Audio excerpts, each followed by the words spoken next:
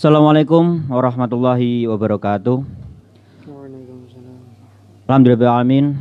Salatu wassalamu ala asrafil anbiya'i wal mursalin Sayyidina wa maulana Muhammadin wa ala alihi wa sahbihi ajma'in. Amma ba'du. Alhamdulillahirrahmanirrahim. Pada kesempatan malam hari ini kembali lagi kita pada acara rutin, yaitu setiap malam Rabu, di mana kita ketahui bersama bahwa dalam bingkai Mujadah di Jalul Ansor Kecamatan Muntilan, kita bersama-sama nanti akan melewati beberapa sesi acara. Dan yang pertama ini kita awali dengan sesi podcast yang nantinya akan kita ikuti bersama secara lebih detail dengan siapakah malam hari ini kita akan berbincang. Tapi sebelumnya, salam sapa kami, salam sejahtera untuk sahabat-sahabat NU Muntilan, baik yang berada di Facebook NU Muntilan ataupun yang berada di IG NU Muntilan. Pada kesempatan kali ini disiarkan langsung dari Rumah Budaya Joglo Jip, tepatnya berada di Joglo Atas, Ngasem, Gunung Pring, Muntilan. Pada tema kali ini dalam bingkai masih dalam rangka Mangayu Bagyo, di mana beberapa waktu yang lalu, tepatnya tanggal 23 Juli, kita ikut berbahagia dengan 47 tahunnya KNPI, yaitu Komite Nasional Pemuda Indonesia. Pada frame tema kali ini tentunya nanti kita akan lebih cenderung kita ngobrol santai dengan narasumber yang telah kita hadirkan. Kita akan ngobrol berkutat tentang kepemudaan. Nah, apakah kepemudaan itu nanti? Mari silakan kita ikuti bersama. Dan di sini telah hadir narasumber kami yang menghadirkan, yaitu Mas Habibi. Dan memang ya di awal ini seperti itulah, Mas Habibi aja dulu, karena nanti pasti akan kita ulas lebih dalam. Kalau kami menyebutkan terlalu detail, nantinya sudah tidak akan ada yang dikupas. Tentunya seperti itu. Baik, kita sapa dulu. Selamat malam Mas Habibi. Selamat malam Mas Joko. Salam sejahtera Mas Habibi. Salam sejahtera. Sehat selalu. Amin, amin. Mas Habibi, pada kesempatan kali ini sebelum nanti kita pada sesi-sesi yang tentunya akan lebih serius, kita frame saja dengan sesi yang santai Mas Habibi. Seperti itu. Yang pertama tentunya Mas Habibi ini sudah sangat tidak asing berada di dalam frame NU Muntilan. Nah, tapi kita akan mengambil satu sisi yang tidak seperti biasanya. Tentunya pemirsa tahu secara lebih jauh tentang Mas Habibi ini adalah saat kita ngaji bersama nggih. Ngoten nggih Mas Habibi nggih? Kados sing ngaten. Nggih. Nah, pada kesempatan malam ini tentunya kita akan di luar frame ngajinya Mas Habibi. Tapi ini kami harapkan juga nanti ya bagaimanapun juga ngaji. Karena Mas Habibi akan kita korek lebih dalam lagi tentunya dalam perjalanan kehidupan Mas Habibi ini yang insya Allah lah menginspirasi minimal bagi saya sendiri. Seperti itu. Baik, di kesempatan awal ini tentunya kita akan mencoba mengenal lebih dalam siapa itu Mas Habibi. Karena mungkin ya saya sendiri saja yang berada di area Gunung Pring ini nggih ngobrol sama Mas Habibi nggih pada kesempatan kali ini. Jadi untuk itu di kesempatan awal ini monggo kami harapkan kepada Mas Habibi untuk bisa memperkenalkan diri, tapi harus berbeda dengan yang biasanya Mas Habibi. Yang artinya jenengan niku sinten kok ngertas-ngertas teng mriki ngoten Mas Habibi. Mak bedundu ngoten niku.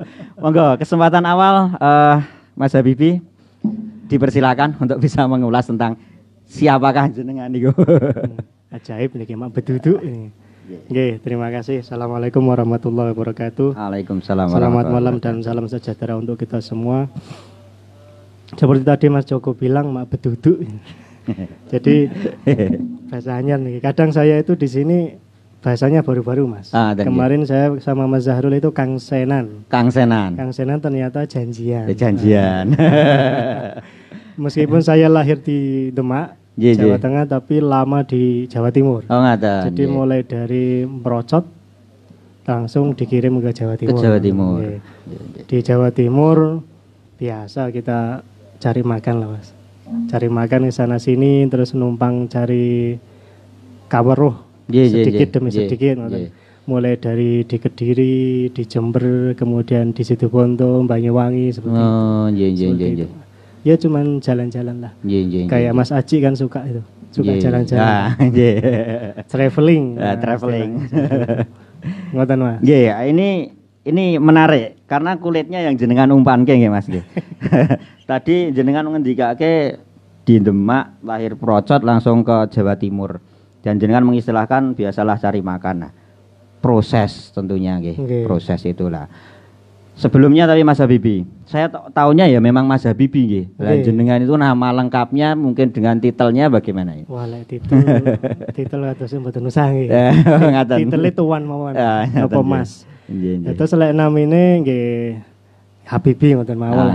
Lek depane ditambahi nggih luwih saya Muhammad. Muhammad Habibi. Muhammad Habibi lek titele nggih biasane lek teng paspor niku Mister nggih. Ngaten nggih. Atau tuan atau Mas lah mboten napa-napa. Mboten usah sing lain-lain. Ngaten nggih. Kemudian sesuai dengan tema tadi kita akan berbicara tentang kepemudaan nggih. Lah Mas Habibi ini pemuda napa golongan apa untuk saat ini? Alhamdulillah saya masuk pemuda. Masih masuk pemuda. Ya, pasti bukan pemudi. Ngaten nggih. Nggih, baik, menarik Mas Habibi. Katakan pada saat ini jenengan juga masih merasa sebagai seorang pemuda. Nah, koridor pemuda itu menurut panjenengan itu apakah melalui jenjang secara usia atau kiprahnya atau bagaimana? Monggo Mas Habibi. Jadi kalau pemuda itu memang ada klasifikasinya yang berupa usia kemudian ada yang berupa psikis seperti itu. Jadi kalau usia mungkin seperti yang kita ketahui bersama di beberapa Banom NU juga ada seperti itu, ada batasan-batasan kapan kita masih di fatayat, kapan kita masih di muslimat.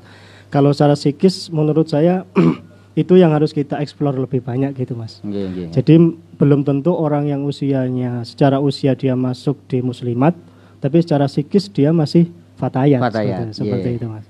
Jadi memang kategorisasi atau pengkaplingan seperti itu saya lebih cenderung untuk tidak kaku, jadi lentur aja, fleksibel. Kalau saya sendiri ya memang masih merasa muda. Masih merasa muda karena masih merasa belum cukup punya ilmu. Jadi rencana ini memang saya juga mau lanjut sekolah lagi dan insya Allah mohon doanya teman-teman semua, nanti Agustus saya berangkat untuk studi lanjut lagi. Jadi mungkin Mas Lukman nanti tidak boleh kangen dulu, ditunda dulu Mas. Jadi pertengahan Agustus saya berangkat insya Allah ke Korea untuk lanjut sekolah lagi.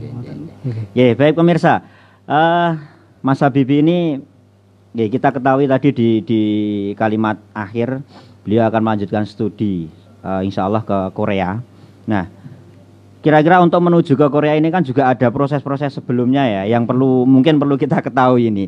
Nah, ini mau tidak mau juga Mas Habibi harus menceritakan tentang tentang langkah studinya ya, mungkin dari sekolah dasar lah. Karena panjenengan kalau kita ketahui nggih sebenarnya pengembara tulen juga nih. Pengembara tulen nggih. Wah, nggih. Ya, yang apa ya sekilas kita ketahui itu kan Mas Habibi ki ibaratnya nek pindah-pindah niku apa Mas? Nomaden. Wah, nomaden. Nah, monggo bisa diceritakan. Jadi memang basicnya terutama yang disampaikan oleh orang tua itu basicnya harus agama.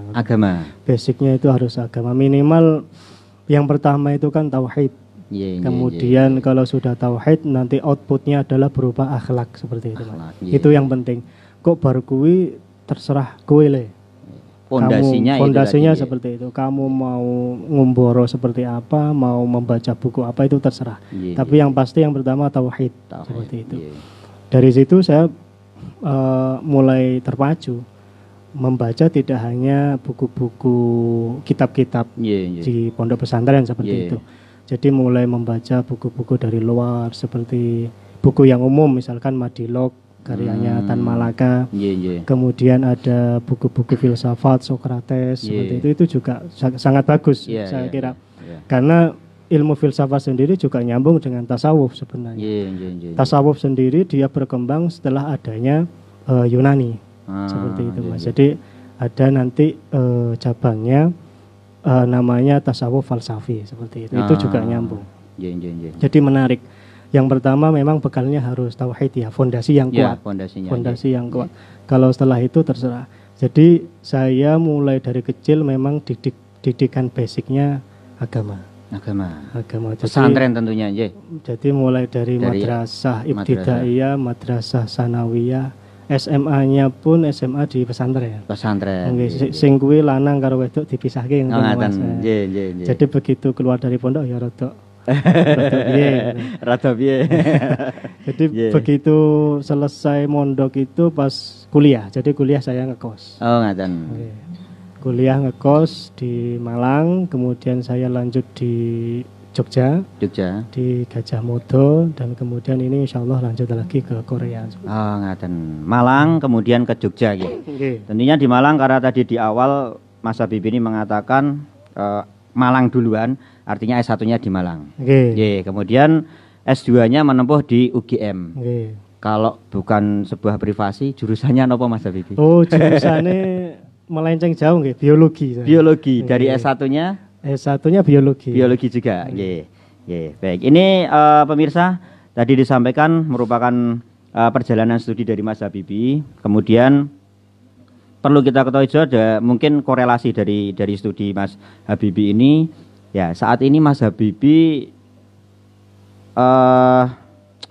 profesi ataupun ngantor teng pundi Mas Habibie? Kula pados upo teng Borobudur. Borobudur. Nggih. Borobudur nika ada di bagian kula teng risetnya di laboratorium seperti itu. Berarti biologi itu juga korelasinya ke penelitiannya itu atau ke penelitian. Jadi kalau kita bilang biasanya Mas Haji kan bilang barang antik ya. Kalau kita bilangnya cagar budaya. Kalau bahasa Jawanya cultural heritage seperti Jadi cagar budaya itu ada yang berupa kebendaan seperti yang bisa kita lihat, kayu, joglo, ini kan, perahu, itu termasuk yang kebendaan keris. Ada juga yang nilainya intangible. Itu yang non kebendaan. Tak benda non kebendaan kayak misalkan tari, batik itu seperti itu. Seni-seni melukis batik itu intangible. Yang kita lakukan di Borobudur itu lebih ke tangible. Lebih ke kebendaannya. Kita melakukan usaha konservasi dan preservasi cagar budaya. Jadi risetnya ya ini melenceng jauh sebenarnya, tapi masih berkorelasi antara biologi dengan cultural heritage. Makanya ketika saya lulus kemudian diterima di Borobudur loh. Hubungannya apa biologi karo Borobudur? Tapi setelah dikulik lebih dalam, passion ditelateni dengan baik, memang ada keterkaitannya, Mas. Jadi salah satu faktor kerusakannya itu memang adanya unsur biologis. Istilahnya Mas Aji itu mikroorganisme. Dan tentunya meskipun dengan basic biologi, kemudian penelitiannya ke ranah itu, secara otomatis nilai sejarah atau tentang sejarah histori ini juga mau nggak mau harus belajar ya Mas? Harus belajar. Karena kita tidak mungkin melakukan suatu usaha pengawetan tanpa mengetahui sejarahnya. Misalkan ini enggak Al-Quran, ini enggak boleh disentuh ketika haid. Berarti orang yang melakukan observasi perempuan pada waktu haid itu tidak boleh. Jadi itu penting unsur kesejarahannya. Menarik sekali pemirsa. Tadi dari perjalanan yang disampaikan Mas Habibie ini tentunya dengan dipondasi oleh ilmu keagamaan. Nah, ini menurut saya juga sangat berhubungan, Mas. Karena nun sewu nggih, kita menjunjung tinggi lah semua umat beragama. Kita menjunjung tinggi dengan toleransi. Tapi nun sewu, di sini di tempat Mas Habibie ini bekerja itu kan notabene ya dalam tanda kutip adalah di mana tempat sucinya agama Buddha. Nah, dan Mas Habibie juga belajar tentang sejarahnya. Nah, tentunya pengaruh fondasi di awal tadi juga akan ada pengaruh ya. Jadi wes di poin kuati ya, mbok arep nanti saya tuh kok terus harus belajar detail tentang sejarah yang kesininya juga pasti akan ada sentuhan keagamaan, mungkin di budayanya sendiri. Nah, tapi fondasi kuatnya ini sudah sangat tertanam ya mungkin guys Mas Bibi. Masih dalam frame malam hari ini kita berbicara tentang kepemudaan bersama Mas Habibie, dan tentunya tadi kita masih dalam langkah perkenalan ini Mas Habibie. belum terlalu dalam juga. Meskipun kita harus dibatasi oleh waktu ya. Siap seperti itu. Baik, bisa kita lanjut ya Mas Habibie ya. Tadi Mas Habibie menyampaikan tentang perjalanan studi mungkin dengan berbasis pesantren, kemudian juga kita ketahui bahwa beliau juga menempuh sampai ke jenjang S2. Ini di UGM. Tentunya secara akademik beliau secara akademisi yang tidak bisa kita abaikan begitu saja tentunya. Nah, kemudian tadi beliau mengatakan insya Allah akan melanjutkan studi di Korea. Ini masih dalam bidang yang sama Mas Habibie atau? Ini sedikit berubah lagi karena saya menyesuaikan dengan tempat kerja. Mas. Oh, nggih. Jadi dengan jurusan konservasi cagar budaya. Spesifik seperti itu. Jadi lebih mendalami lagi ya. Karena di Indonesia belum ada Mas. Mau di Indonesia ada, saya di Indonesia aja. Berarti belum ada ya. Belum ada jurusan itu di Indonesia. Ya, Mas Habibie, kemudian begini, panjenengan berada di Muntilan khususnya di Gunung Pring. Kalau boleh tahu sudah berapa lama Mas? Insya Allah kurang lebih 4-5 tahun lah. 4-5 tahun. Kok kula gak ngertos gak ya? Lah gak wae gak poso. Nggih, masyaallah ya. Jadi Mas Habibie sudah 4 perjalanan 5 tahun nggih. Ada di. Tentunya ini karena kaitannya dengan pekerjaan atau pekerjaan. Atau nggih. Kemudian menyorot tentang kepemudaan ini kita kembalikan kita kerucutkan pada tema kita kepemudaan Mas Habibie. Mungkin bagi kalangan kita umumnya pada pemuda di Jamiah Nahdlatul Ulama ini kita juga mengenal adanya gerakan pemuda Ansor ya. Nah, gerakan pemuda Ansor. Sekarang mungkin pengalaman Mas ini Mas, pengalaman berorganisasinya Mas Habibie ini. Pengalaman organisasi, jadi ketika di pondok memang adanya itu kan ikatan keluarga santri, ngoten nggih. Kemudian begitu di kuliah saya sedikit ikut jejaknya Mas Lukman.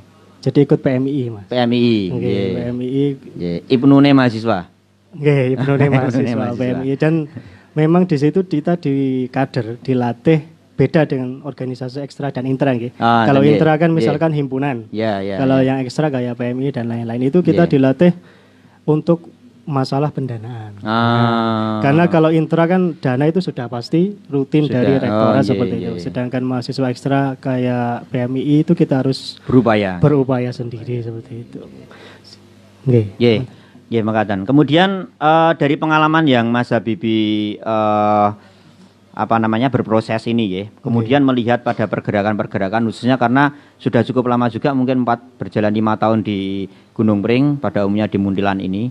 Bagaimana tanggapan atau sorotan Mas Habibie tentang langkah-langkah pergerakan khususnya di pemuda dan kita frame lagi khususnya di gerakan pemuda Ansor ini Mas Habibie. Wah, niki kan komentar niki rada angel nih. Aku langsung rada angel barang kok.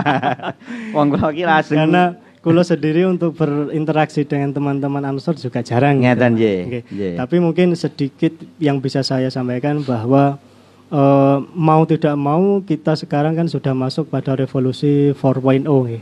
4.0 dan di sini yang berperan tinggi itu adalah teknologi dan internet. Dari situ titik bijaknya di situ. Jadi mau tidak mau teman-teman GB Ansor dan Patayat ataupun yang lain itu juga harus mulai menguplak-uplak seperti itu.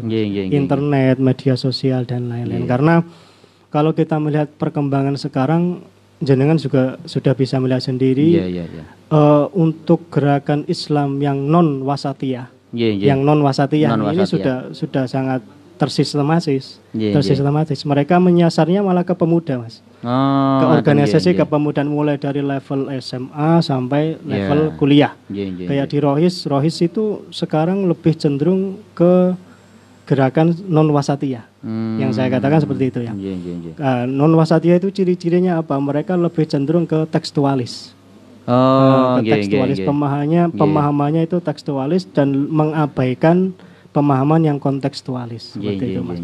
Kayak misalkan saya kasih contoh aja singkat, misalkan Amit nggih, celana cingkrang, celana cingkrang dia dasarnya pada suatu hadis yang mana konteksnya hadis tersebut sebenarnya bukan untuk zahirnya cingkrang seperti itu. Tapi ketika waktu itu kebudayaan Arab yang celananya itu melebar, jubahnya melebar ke tanah itu identik dengan sombong. Identik dengan takabur. Jadi pada suatu ketika Sayyidina Abu Bakar bertanya kepada Rasulullah SAW, kira-kira bagaimana kalau saya memakai jubah yang delewer ke tanah Kanjeng Nabi? Lah hatimu sombong apa orang?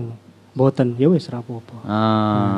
Jadi konteksnya itu sebenarnya kan bukan masalah zahirnya cingkrang atau belewer. Jadi lebih ke esoterisnya yang ada di dalam hati seperti itu. Batinnya nyatanya sudah masuk ke sentuhan-sentuhan ngajinya ini sangat menarik ini kemudian ini Mas Habibie. Tadi jenengan sedikit banyak kan ini juga masukan bagi kita karena mau nggak mau dunia digital ini kan sudah saatnya sudah saatnya dan memang benar. Seperti contohnya saja saat kita ini kan ngobrol ngobrol maksake kita harus mendatangkan 100 orang kita juga memang Mas Tapi dengan adanya media seperti ini otomatis lah nanti bahkan mungkin bukan ratusan lagi, mungkin ribuan juga akan menyimak. Apalagi dengan kajian-kajian kitab. Ini kan mungkin sangat sangat strategis lah untuk kita bisa mensiarkan. Nah, ini pemirsa khususnya bagi sahabat-sahabat NU Muntilan bahwa satu pesan kita di era digital ini, mari kita harus juga cerdas, kemudian harus bisa memilah. Karena bagaimanapun mau tidak mau bahwa di dunia digital ini kita harus berperan aktif. Ini sebagai bahan ya bisa jadi bahan siar juga sakit bahan siar. Kemudian kita juga kalau dibahasakan eksistensi itu luas mboten nggih Mas nggih? Nggih luas. Luas saja nggih. Ya, artinya kita juga harus memperlihatkan identitas kita. Nah, media yang sangat strategis itu salah satunya adalah memang melalui media digital. Nah, mungkin juga di sini kalau bicara digital, nun sewu, orang-orang sepuh itu kan artinya, wah, aku ki karo HP we ora dong, apa meneh kok aplikasi sing neko-neko ya. Mungkin akan lebih tepat memang peranan ini sekarang ya yang harus berperan ya pemuda itu nggih. Pemuda-pemudi nggih. Jadi itu memang masih dalam bingkainya kita sesuai dengan tema kita tentang kepemudaan di mana kita juga mengayu bagio di 47 tahunnya KNPI ya Mas ya. KNPI di mana kita diharapkan lah sebagai generasi muda ini meskipun sebenarnya nggih nek digolongkan sakjane ya sing nang ngarep iki ya tetap muda nggih Mas ya. Nah, harus pemuda. Nggih bahkan bagaimana dengan apa namanya yang diserukan Bung Karno waktu itu pun kan secara frame-nya itu wah yang harus menjadi ujung tanduk itu pemuda ya kados-kados ini. Jadi kan memang ada kutipan seperti itu Mas. Memang kalau teman-teman Ansor, teman-teman terutama NU itu sebenarnya kalau kita melihat flashback ke belakang pada waktu era kemerdekaan peran pemuda NU itu juga sangat penting Mas. Peran ini yang jarang disorot mungkin ya. Jadi pada waktu itu Kiai Wahab Hasbullah, kemudian ada Kiai Bisri Sansuri, kemudian Hadratus Syekh. Ketika beliau sekembalinya dari Hijaz, dari Mekah menuntut ilmu, beliau resah melihat adanya kolonialisme di Indonesia. Jadi pada waktu itu beliau rembuk untuk mendirikan Nahdlatul Wathon. Nah, berdirinya Nahdlatul Wathon itu ketika usia Kiai Wahab Hasbullah sekitar 26 tahun. Wah, itu berarti kan usia muda. Itu yang jarang. Insya Allah Kiai Bisri Sansuri itu sekitar 27 atau 28 tahun. Dan yang paling senior itu Mbah Hashim sekitar 41 tahun. Itu sudah mendirikan Nahdlatul Wathon. Kemudian untuk mewadahi organisasi keumatan ya. Kemudian beliau bertiga juga mendirikan Nahdlatul Tujar. Dari sisi ekonomi. Kebangkitan saudagar ya. Tujar itu. Selain itu juga untuk mewadahi konsep berpikir beliau bertiga mendirikan Taswirul Afkar. Jadi konsepsi pemikiran tidak berselang lama dari Nahdlatul Wathon. Dan itu pada usia muda. Kalau kita sekarang katakan usia milenial ya, yang lahir antara tahun 80 sampai 2000 berarti sekitar usia 30-an ya, 25 sampai 30-an itu masih masuk usia produktif. Dan Indonesia menurut Badan Pusat Statistika itu mengalami bonus demografi. Puncaknya itu antara 2025 sampai 2030. Jadi di situ nanti dinyatakan bahwa sekitar 70% penduduk Indonesia itu usia produktif. Dan itu ladang memang. Dan itu ladang. Dan kelompok sebelah itu sudah memahami, Mas. Kelompok sebelah itu. Jadi sudah memahami gerakan-gerakan seperti itu mereka lakukan mulai dari level yang masih muda. Level yang masih muda. Karena mereka sadar untuk menembus pondok pesantren itu sangat sulit. Jadi mereka menyasarnya ke sekolah umum. Lah, di sini mungkin perannya nanti teman-teman Ansor, teman-teman Fatayat bagaimana nanti mengcounter istilahnya seperti itu, mengcounter narasi yang mereka ciptakan. Apakah artinya kita juga dengan pola yang sama, Mas, untuk mengcounter ini? Ya tentunya dengan pola Nahdliyin. Jadi lebih berpola yang cara medianya artinya. Cara medianya ya. Karena kita medianya juga pilihannya juga tertentu tuh, Mas. Paling YouTube, Facebook, IG dan lain sebagainya. Dan itu amal jariah bagi penemu itu. Dan yang pasti nanti narasinya ya yang tidak seperti mereka, yang adem, ayem, tentrem seperti itu, Mas.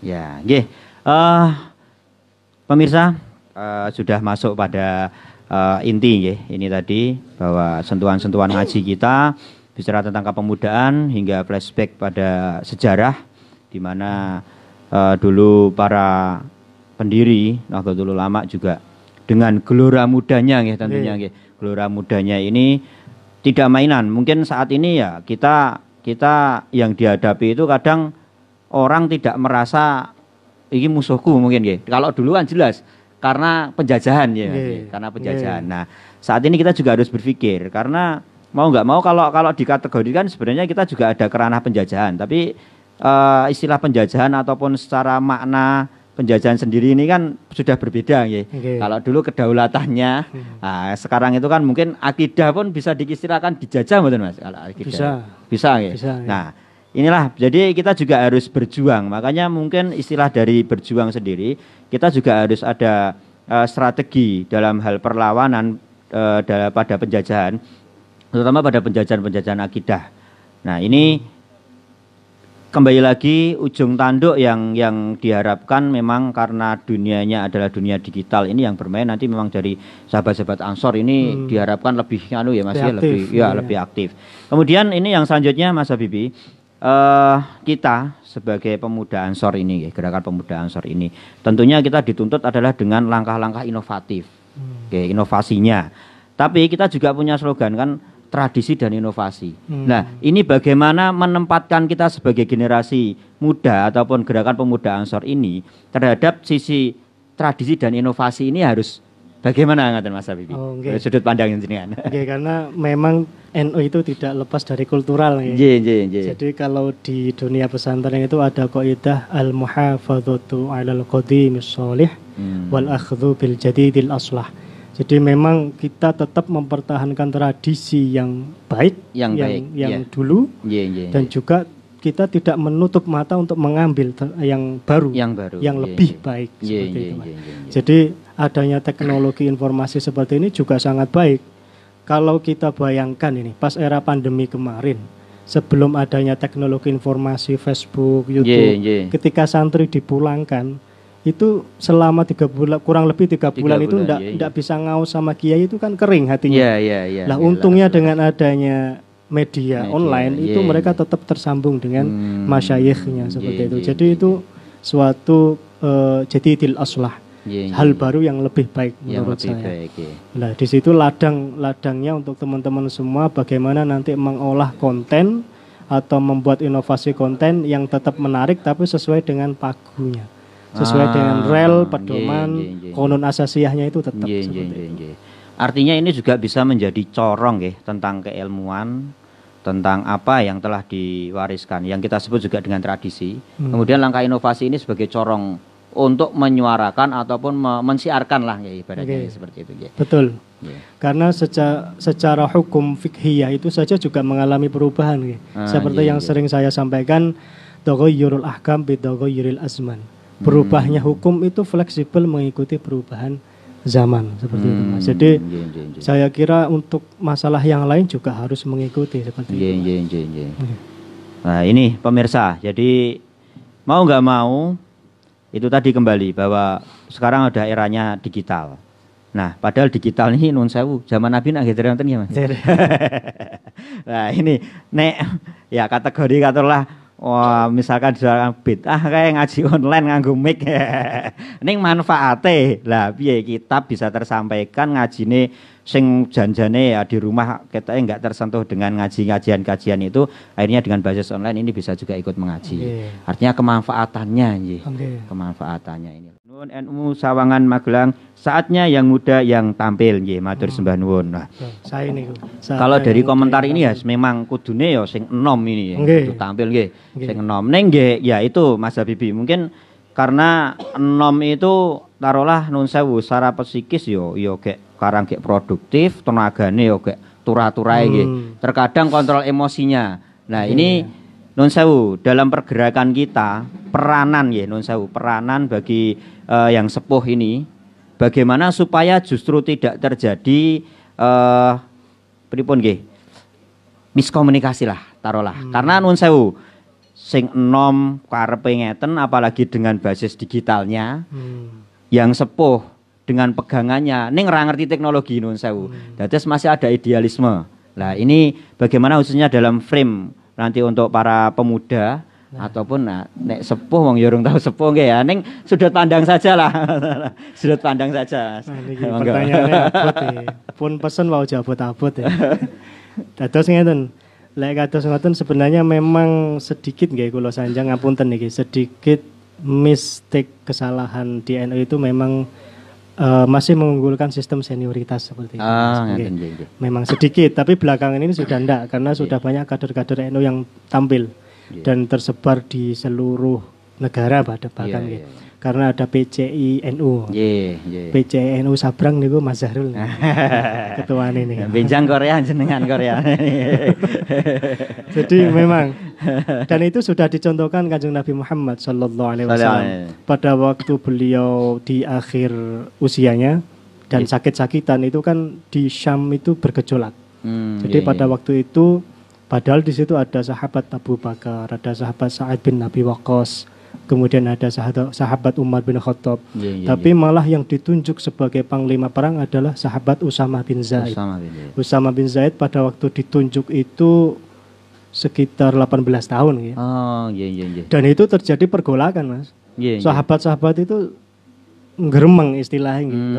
Kok cah enom kok dikongkon apa ya iso ngoten lho. Jadi underestimate lah istilahnya seperti itu. Jadi kabar tersebut akhirnya sampai kepada Kanjeng Nabi lewat sahabat Umar. Ini Kanjeng Nabi enten sing saja ngeten ngeremehke sahabat Usamah. Akhirnya Kanjeng Nabi piyambak pada waktu itu langsung menghadapi orang-orang itu.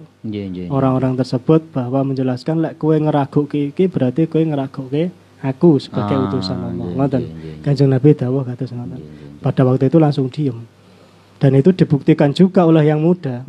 Sahabat Usama itu berhasil menaklukkan Syam pada waktu itu dengan tanpa korban dari anggotanya pasukannya sahabat Usama itu. Dan itu suatu keberhasilan yang cemerlang pada waktu itu. Lah yang patut kita ambil dari situ bahwa kita harus mempercayakan kepada yang muda.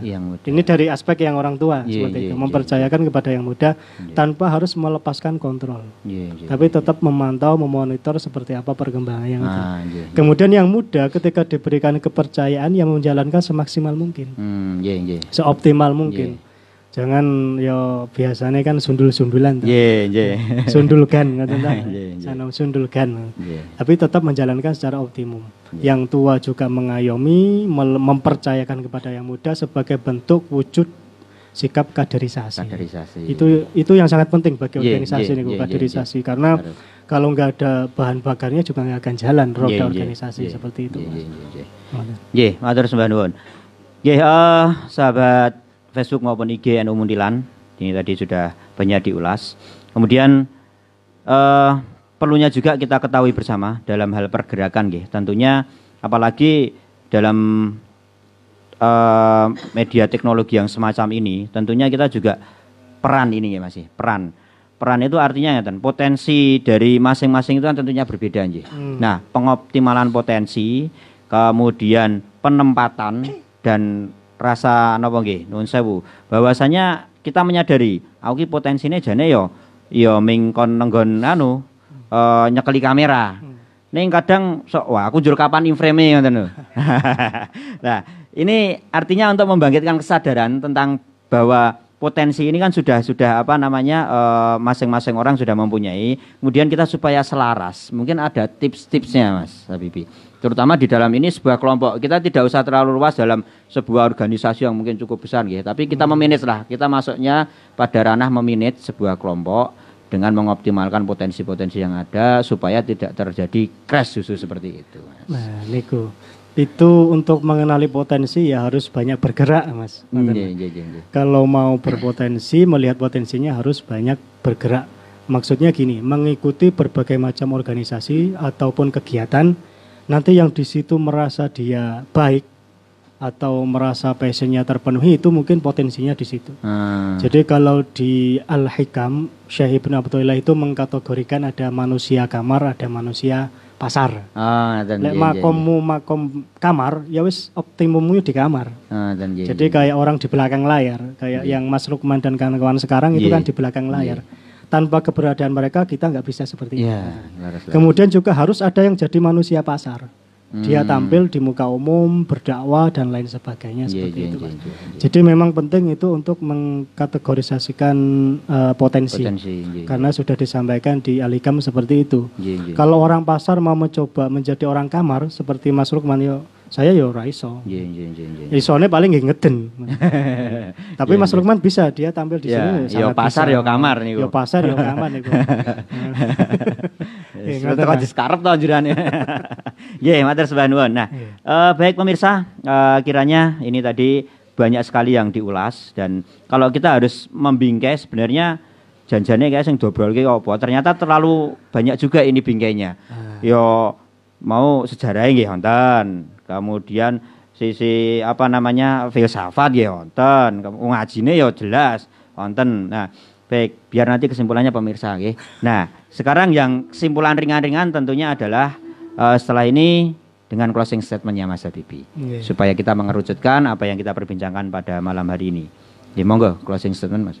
Nggih, jadi ini terutama untuk teman-teman, untuk saya dan juga teman-teman pemuda di NU terutama dan juga pemuda yang lain. Pada era seperti ini memasuki era industri 4.0 itu memang kita dituntut untuk aktif, kreatif dan juga inovatif. Nah, sekarang pertanyaannya bagaimana cara menempuh seperti itu. Nah, itu mungkin ini beberapa closing statement dari saya. Yang pertama ya harus banyak membaca Mas. Seperti tadi yang saya sampaikan, lek moco itu ya meng ora buku agama. Jadi ada buku umumnya, ada buku jurnal penelitian itu juga penting ternyata. Karena kalau tanpa jurnal penelitian hoax itu bertebaran di mana-mana. Kayak zamannya Covid ini hoax sudah berapa juta yang bertebaran kan. Itu kita harus mengcounter narasinya dengan based on research seperti itu. Kemudian selain banyak membaca, yang kedua bijak bermedia sosial. Nah, itu yang penting itu.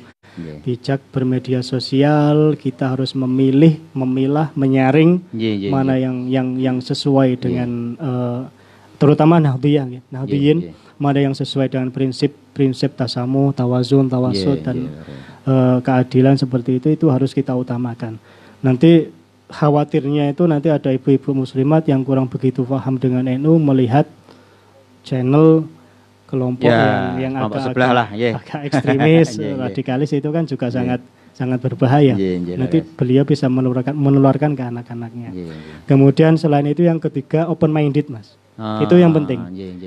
Membuka pikiran, wawasan dengan tadi itu mengikuti berbagai macam kegiatan. Jadi jangan menutup diri misalkan sudah mengikuti Ansor tapi tidak mengikuti kegiatan yang lain. Itu juga jangan kayak misalkan udah Ansor terus ikut himpunan pendaki gunung itu kan juga bagus. Berwisata rohani ke gunung. Kemudian yang terakhir, yo ojo lali rajin olahraga. Nah, sehat lahir batine. Sehat lahir batine. Terima kasih pemirsa. Ini tadi merupakan closing statement yang sebenarnya bahasanya aku nggak bingung Jani. Tapi saya simpulkan secara lebih mengerucut lagi. Jadi kita sebagai generasi muda khususnya di pergerakan GP Ansor ya, bahwasanya kita memang salah satu menjadi media pokok adalah membaca, ya Mas. Membaca. Nah, membaca ini sendiri kita juga mari kita luaskan juga dengan wawasan. Apalagi namanya dunia itu ibaratnya dalam genggaman yo HP lah. Ini kan bisa mengakses apa saja. Nek dulu mungkin dengan makna yang lain. Ini saiki yo tenan nih. Dunia dalam genggaman ini ternyata ya HP itu bisa mengakses ke semuanya. Asalkan untuk internetnya. Nah, resting nggih. Iya. Berhubungan dengan internet nanti akan kita sampaikan juga pendukung pada acara malam hari ini. Tentunya juga ada gudang kartu. Nah, internet nggak mau kok. Udah ada Bandara Lempak Gadot. Nah, kemudian dekorasi Nareswari. Kemudian tidak lupa juga kami ucapkan terima kasih di Rumah Budaya Joglo Jeep pada kesempatan hari ini disiarkan langsung di Joglo Atas. Ini tentunya menjadi saksi obrolan kita loh ini Mas. Yang sangat seru ini Joglo Jeep ini, sejarah ini nanti kita putar berapa puluh tahun yang akan datang ini kemudian tadi closing statement belum tak simpulkan Mas Ali Mas. Intinya monggo kita sebagai generasi muda kita harus rajin membaca, kita harus ada kemauan membaca dan membaca ini pun harus kita seimbangkan. Nek perlu yo wacan-wacan sing rodok-rodok apa nyelek-nyelek itu juga perlu, karena apa? Intinya juga kita ben ora dadi wong kagetan, intinya seperti itu.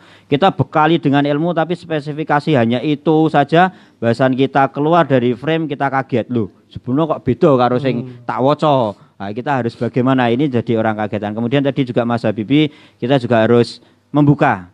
Artinya kita pergerakan di GP Ansor kita juga harus mendukung dengan kegiatan-kegiatan lain. Tidak lain ini adalah juga kesimpulan kami, manfaat nantinya juga akan lebur ke dalam organisasi kami. Mungkin dengan adanya pengalaman-pengalaman di luar, ini akan mendorong untuk pergerakan kami. Ya, kiranya pemirsa, inilah pada podcast di sesi awal pada malam hari ini yang merupakan rangkaian Mujahadah Jalul Ansor dalam rangka Mangayu Bagyo 47 tahun KNPI. Semoga kami berharap pemuda-pemudi di Indonesia ini bisa benar-benar mengemban sebagai generasi muda yang bertanggung jawab, yang berakhlakul karimah demi kemajuan Indonesia. Amin. Ya, demikian kiranya ada saya Joko Kartikanusa dalam membawakan acara pada malam hari ini bersama Mas Habibi. Tentunya banyak kekurangan dan kesalahan. Kami mohon maaf yang sebesar-besarnya. Dan selanjutnya nanti akan kita ikuti untuk ngaji bersama, yaitu kitab Safinatun Najah bersama Kiai Khalilur Rahman dari Pring Asri. Banyak kekurangan kesalahan, mohon maaf. Sekali lagi kami aturkan banyak terima kasih dan mohon maaf sebesar-besarnya. Kami akhiri wallahul muwaffiq ila bithoriq. Assalamualaikum warahmatullahi wabarakatuh. Matur sembah nuwun Mas.